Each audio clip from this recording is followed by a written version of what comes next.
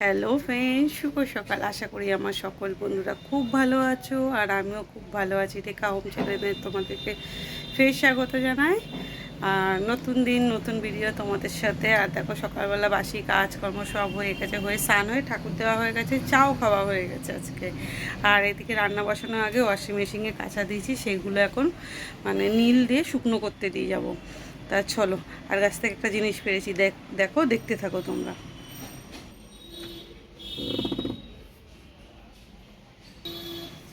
চলো নীলটা দিয়ে তারপরে শুকনো করতে দিয়ে যাব তাড়াতাড়ি। আর সব চাদর তো তাড়াতাড়ি তাহলে শুকিয়ে যাবে।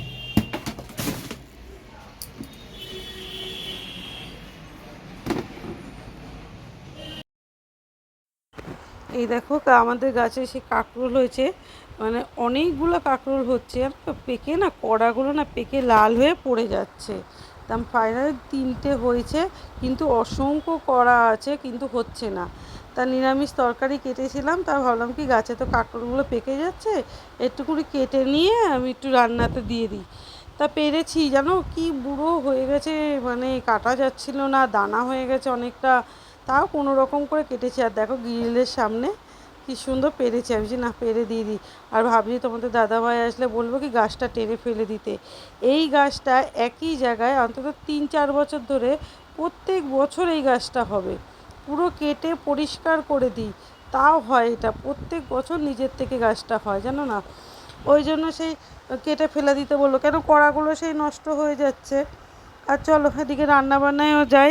কেন, মায়ের জন্য নিরামিষ রান্না করবো, আর আমাদের জন্য মাছ করবো। মেয়ে তো আবার মাছ ছাড়া ভাত খেতে পারে না, ওই জন্য মায়ের জন্য নিরামিষ করবো আর আমাদের জন্য মাছ করবো। চলো এদিকে সবজি সব কেটে নিয়েছি, ধুয়ে নিয়েছি, নিয়ে এবার রান্না বসাবে। দেখো সবজি, আর দেখো দানা কেমন দানা হয়ে গেছে কাঁকরোলগুলো।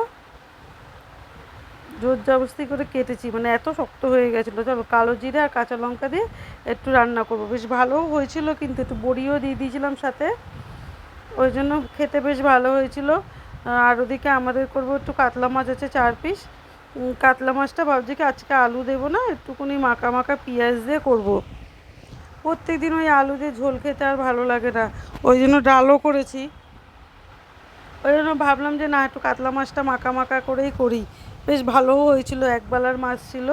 ওবেলা ডিম আমলেট দিয়ে, মেয়ের জন্য মাছ রাত্রে রেখে দিয়েছিলাম, আর ডিম আমলেট দিয়ে আমরা সবাই খেয়ে ফেলেছিলাম।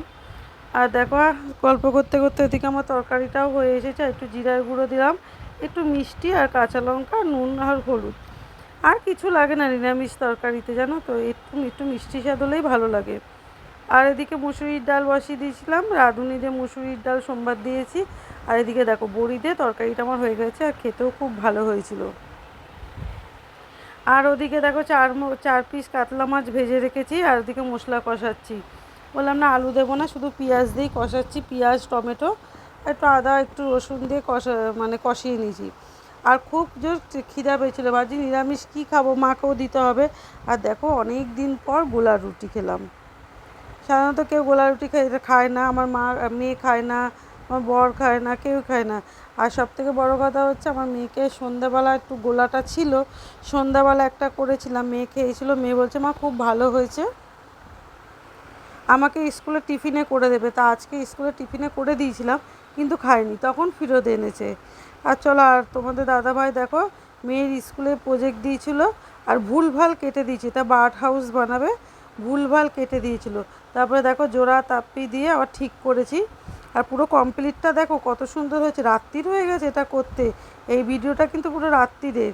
হ্যাঁ, দেখেছো কী সুন্দর হয়েছে। আর যেন কারোরটা জমা নেয়নি, ওর বাটা হাউসটা জমা দিয়ে দিয়েছে। আর পাখিগুলো একটা আমার শোপিসে দিয়েছিল, ওর মধ্যে কেটে কেটে রাখিয়েছি। তোমরাও বলো তো যে কেমন হয়েছে কমেন্টে এই বার্ড হাউসটা। হ্যাঁ, খুব সুন্দর হয়েছে না? তা চলো আজকে ভিডিওটা শেষ করলাম, টাটা। আবার নেক্সট দিন তোমাদের সাথে দেখা হচ্ছে।